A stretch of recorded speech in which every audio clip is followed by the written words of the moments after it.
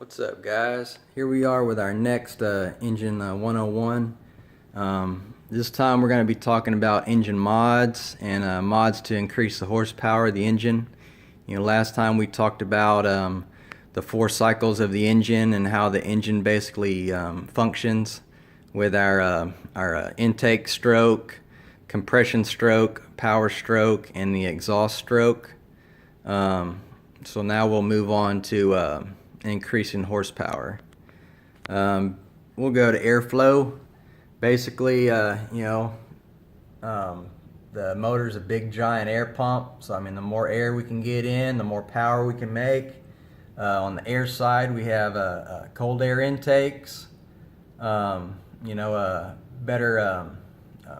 air filters, increase the airflow, throttle bodies, better flowing throttle bodies, intake manifolds, camshafts and cylinder heads.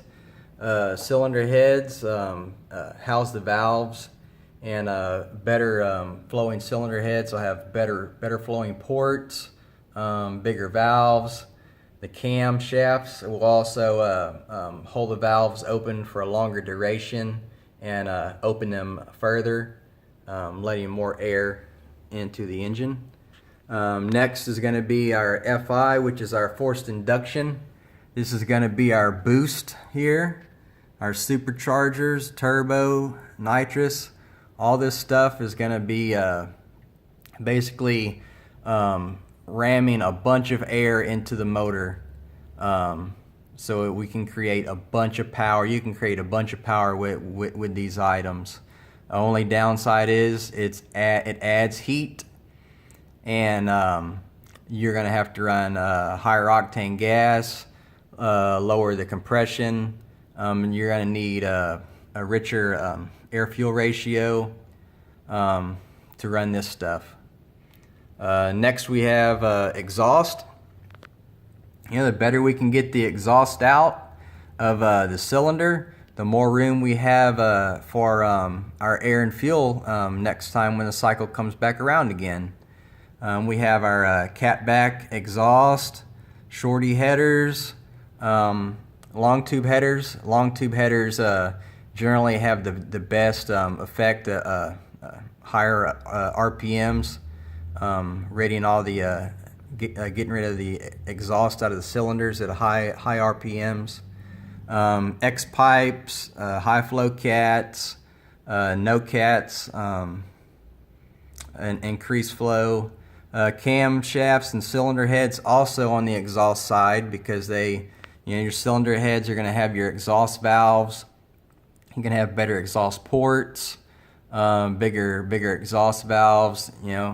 Same thing. Our cam's going to hold our exhaust valve the duration open longer.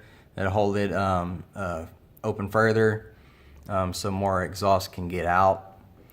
Coming down over here, we have our engine size. It's a big aspect that affects our horsepower in our engines.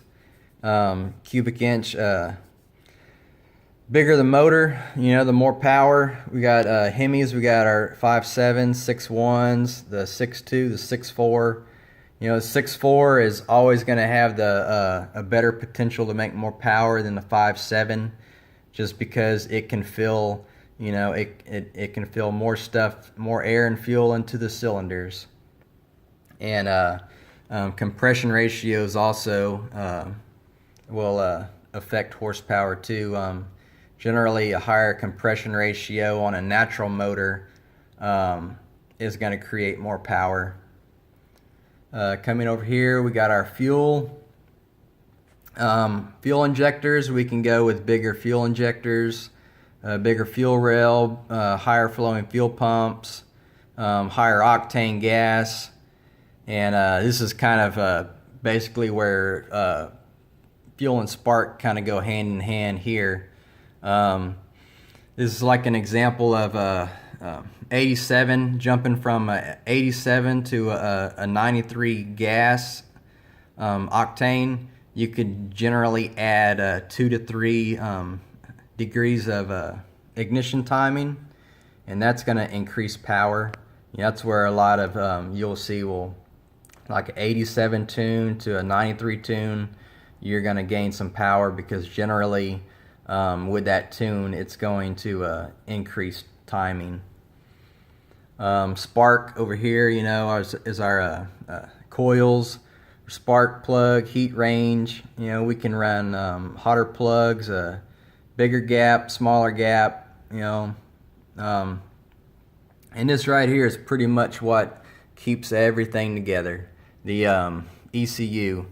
Inside the ECU is where your fuel and your spark tables are going to be for our fuel injected engines.